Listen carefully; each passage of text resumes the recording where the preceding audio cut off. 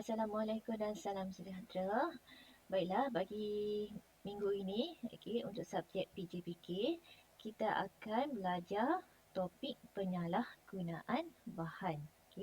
Dan pada akhir pembelajaran ini, saya harap pelajar dapat menerangkan jerat dadah, menjelaskan situasi berisiko yang membawa kepada jerat dadah, membincangkan implikasi jerat dadah kepada diri, keluarga dan masyarakat, dan akhir sekali dapat menjana idea cara mengelak jerat dadah.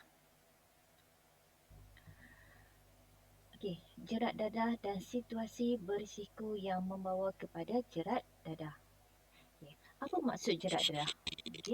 Jerat dadah ialah keadaan individu yang dipengaruhi atau diperdaya oleh individu lain bagi menagih dadah atau dijadikan sebagai keldai dadah. Di mana kedai dadah ini bermaksud mereka yang ditipu, dipaksa atau diperdaya bagi tujuan menjual dadah di dalam dan di luar negara tanpa mengetahui bahawa mereka membawa dadah atau menjadi ejen pengedaran dadah. Dan untuk hari ini kita akan berbincang tentang situasi berisiko yang membawa kepada jerat dadah. Sebelum tu, kita baca dulu, tengok dulu situasi yang pertama, di mana individu yang mencurigakan meminta bantuan untuk menjaga beg atau memegang barangan miliknya. So benda ni memang pernah terjadi di kalangan bukan di kalangan pelajar remaja saja ya, masalah orang kaum belia, orang tua, di mana individu tersebut mengambil kesempatan terhadap individu yang terhadap mangsa. So yang kita tengok ni individu mencurigakan. So macam mana mereka cuba untuk menipu kita. Maaf cik, saya mahu ke tandas sebentar. Boleh cik tolong pegangkan beg saya? Sekejap saja, selepas selesai saya akan ambil semula. Ini cara-cara mereka. Dan kita sebagai seorang sasaran, sasaran sebagai mangsa, apa yang perlu kamu lakukan, apa yang perlu kamu balas, kamu hanya perlu cakap, minta maaf encik, tidak boleh, saya ada hal yang perlu disegerakan. Ataupun cara lain, dia akan cuba, saya akan bagi bayaran kepada cik, tanda ucapan terima kasih kerana sudi untuk bantu saya.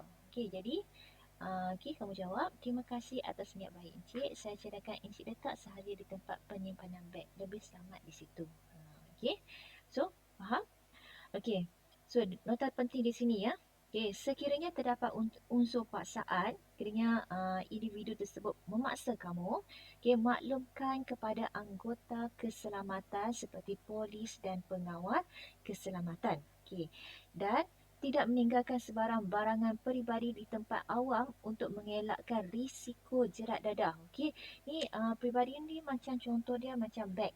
Kalau macam kamu nak naik bas, selalunya individu tersebut dia malas nak bawa beg. Mungkin dia nak pergi ke toilet ke, atau dia nak membeli barang, minuman, jadi dia tinggal dekat tempat duduk. So mungkin masa tersebut, tersebut individu ataupun orang boleh ambil kesempatan. Dia akan masukkan di dalam beg kamu, tanpa pengetahuan kamu. Berwaspada dengan makanan dan minuman yang diberikan oleh individu lain kerana dikuatiri mengandungi bahan terlarang. Ya, betul benda ni ya.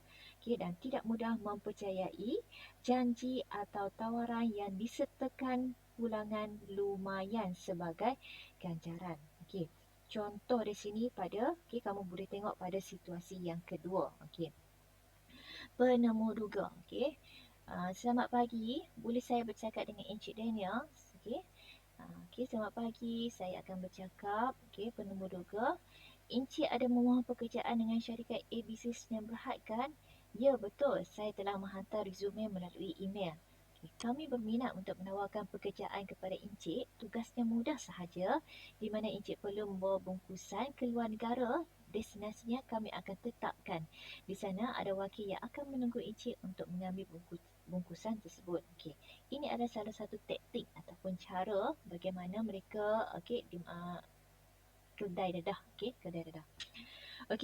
So, dekat sini, anda, sebagai seorang, individu, kita perlu tahu bahawa pihak polis dan kastam merupakan dua badan yang sentiasa menjalankan aktiviti pencegahan dadah. Pihak polis dan kastam sentiasa bekerjasama untuk mengawasi perairan negara supaya tidak dicerobohi oleh penyeluduk dadah, selain mengawal pintu masuk ke Malaysia selain daripada aktiviti penyeludupan dadah. Okey. Dan kita tengok sini pada info tambahan. Akta Dadah Berbahaya 1992, Pindaan 1998 ialah akta berhubung dengan bidang kuasa mahkamah untuk mengawal pengimportan, pengeksportan, penghilangan, penjualan dan penggunaan candu dan beberapa dadah berbahaya yang tertentu. Okey. Baiklah, okey. So, seterusnya kita tengok implikasi jerat dadah kepada diri, keluarga dan masyarakat. Okey, implikasi ni adalah kesan, kesan sekiranya kamu mengambil dadah, bukan setakat mengambil, sekiranya kamu pengedar, pengedar mengambil, apa implikasi dia terhadap diri kita ya. Okey, so yang pertama, kalau untuk diri sendiri, kesihatan terjejas, mental, status kewangan, prestasi kerjaya dan pelajaran merosot. Bila kamu ambil dadah, kita akan hidup dalam khayalan dan dia merupakan salah satu aktiviti jenayah. Dan bila ada kesan kepada diri kita, maksud dia keluarga kita pun turut terkesan. Menjejaskan keharmonian keluarga, tanggungjawab terhadap keluarga terabai, ahli keluarga hidup dalam ketakutan, kerana apa? Mungkin kadang-kadang penghisap dadah ni mereka kadang-kadang dia berhutang dengan orang lain. Jadi pengutip hutang tersebut mungkin akan datang ke rumah kita je. Sebab tu ahli keluarga hidup dalam ketakutan. Mungkin ketakutan ni terhadap diri kita dan juga terhadap orang lain. Mendatangkan stres kepada ahli keluarga dan mencemarkan nama baik keluarga di masyarakat. Dan seterusnya, kesan kepada masyarakat dan negara, kehilangan tenaga kerja yang efektif dan bermotivasi. Contohnya dulu kamu adalah seorang pekerja yang baik, yang rajin, tiba-tiba kamu terperangkap dalam aktiviti jenayah, dadah ini.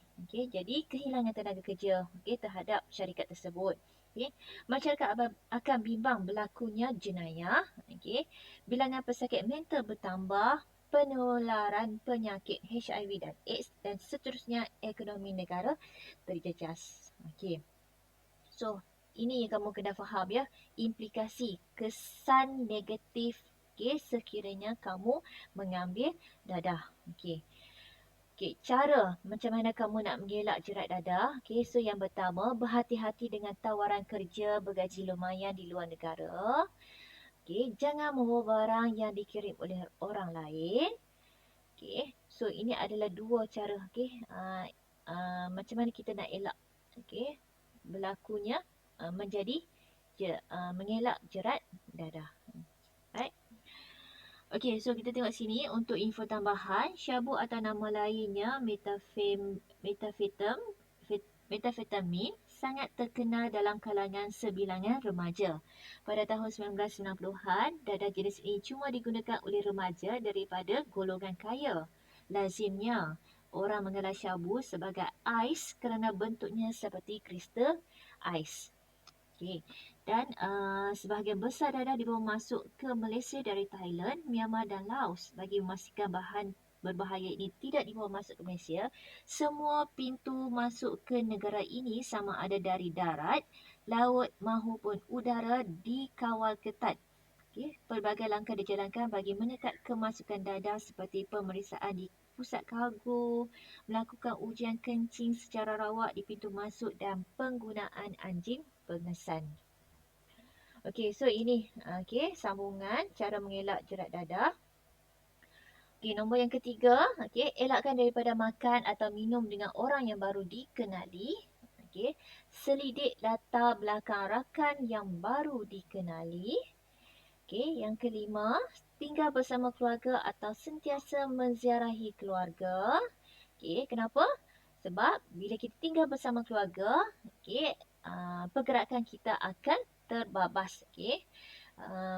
Dan sekiranya kita berjauhan dengan ahli keluarga, ziarahlah mereka selalu kerana bila kita dapat, okey, bila kita ziarah selalu, kita dapat berkongsi masalah, okey, dapat meluangkan masa dengan keluarga, bertanya khabar, okey.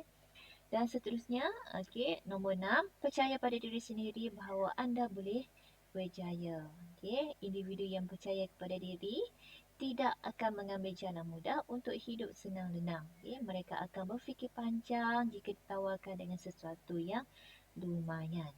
Okey. So, okey. Cuba tengok dekat bawah sini ya. Okey, pada pandangan anda, kenapakah kes wanita Malaysia yang dijadikan kelda dadah oleh sindiket dadah antarabangsa terus meningkat, dan cadangkan langkah-langkah untuk menanganinya. Okey. Right? Cuba kamu fikir, okey. Kenapa kes-kes wanita yang menjadi kelda dadah ni semakin meningkat? Okey. Kalau kita tengok ni, okey, kalau kamu tengok, okey, mungkin disebabkan oleh mudah terpedaya, okey, mudah terpedaya dengan tawaran lumayan gaji, okey, yang tinggi, ataupun cuba untuk okey, cuba untuk keluar daripada kepompong okey, kepompong keluarga, okey, nak hidup bebas, okey, ataupun cuba untuk nak okey, tak pernah duduk pergi ke luar negara. Jadi mereka menggunakan kesempatan ini untuk pergi ke luar negara. Okey. Boleh? Okey, jadi saya rasa untuk hari ini, okey, untuk untuk minggu ni saya berhenti sehingga setakat ini saja dulu, dan kita akan sambung tajuk seterusnya pada kelas yang pada kelas hari Rabu. Okey, boleh? Okey. So terima kasih. Okey. Bye bye.